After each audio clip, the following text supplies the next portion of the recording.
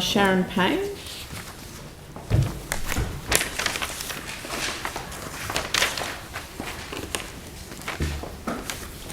Good morning, and thank you for this time. Kia ora. Good morning. Very interesting listening to the previous three speakers talking about cycleways. My issue is somewhat more basic than that, and that's about a footpath on Richmond Hill. So I've lived on Richmond Hill for 25 years, and currently, and for the last 10 years probably, have walked up and down it virtually every day with my dog, which I do for exercise and for health and wellbeing. I don't know if you've ever been up Richmond Hill Road, but it has quite a longish stretch which is very steep and very narrow, which has no footpath. It's the only road up and down the hill, in and out, so there's no option to use another access way. And my main issue with that is it is extremely dangerous, extremely dangerous. In fact, just yesterday morning on the way down with the dog, 3 cars came down in quick succession, and 2 of them were really quite uncomfortably close. And in August last year, a van came even closer to hitting me. So he stopped, he was a tradie, and he was working further up the hill, so I followed him on foot, found him and confronted him about his driving and nearly hitting me. And his response was, "Well, I saw that the other cars nearly hit you too. And anyway, you shouldn't be walking here, it's too dangerous." So that's just trying to get down to the beach with the dog to get out and have some exercise. So for health and well-being purposes and for community connectedness, some of the same reasons that we might want to have cycleways, having a footpath that encourages people to safely walk up and down the hill, and for children getting to school and home, I think it's very important. And I know a proposal has been put forward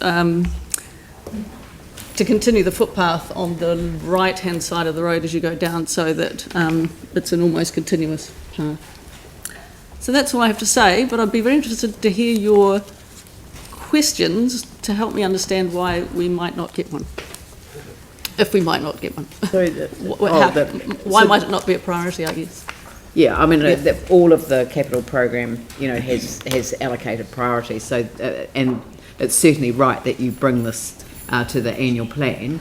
I'm just trying to understand that there are parts of Richmond Road that have no footpath on either side. That's right, and it's the narrowest, steepest part. Yes, the bit that's indicated on the next speaker's drawing with the red. Okay. So it's not a long stretch. It's too long if you're walking to assess the traffic load and make a dash for it. Far too long for that. And part of it, the very top part of it, so for the space of 3 houses, has got a concrete barrier wall right on the road on one side, and then you're on a white paling fence and a drop off on the other side. So if there's a moment's inattention from a driver, you've got nowhere to go, absolutely nowhere. Yeah. So the development was allowed to be built without any footpaths? There's been the development on that part of the hill, you mean? Yeah. Well, that's an older part of the hill, and so I don't know why that was the case. So when I moved there 25 years ago, it wasn't a big deal because there was very little traffic. But it's because of the further development further up that has made it dangerous. Absolutely. Right, yeah. okay. So now it's constant traffic. It's quite dangerous. Sarah. Yeah, it was a golf course, so that's why you didn't have much traffic at the top. It was a golf course up the top, not where that. I was just being smart, actually. Oh, right. I live up on Cashmere Hill, and we've got the Dyers and Heckthorne intersection is what is described by locals as dangerous. Oh, yes, I know the one. Yeah. We've got 40 k's reduced only when schools are open, and the schools operating at those times, evening and morning. Mount Pleasant School's 30 k's. You say that this has just been reduced to 40 k's. I know it's not solving the problem, but would you feel that it would be safer to be reduced to 30 k's? No, I tell you, people don't take any notice of that. And I have developed quite a skill at giving people the evil eye. Yeah, when I they're have no going doubt. far, clearly I can't assess their exact speed, but you can tell when Yeah. someone's going much faster than 40. I know what 40 is like, I drive it myself at 40. People take, you know, that wouldn't help. Okay, so No. if we ask the police to put a speed camera up there for a certain period of time, just to remind people, because See, the trouble is you get tradies up there who don't live there. They're coming up once in a blue moon. A lot of them. we generally find with speed cameras, so when you go into an area, it's the locals that get pinged. Hey. That's it. Yeah.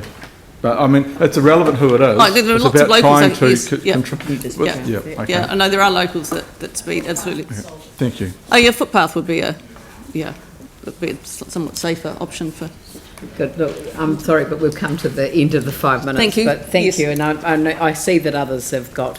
I was looking for this, and it wasn't. Wasn't there? You'll hear the same. I didn't you'll hear the realise it same was a thing. separate piece of paper. So That's all right. Thank I you. haven't hijacked Terry's presentation. Thank you.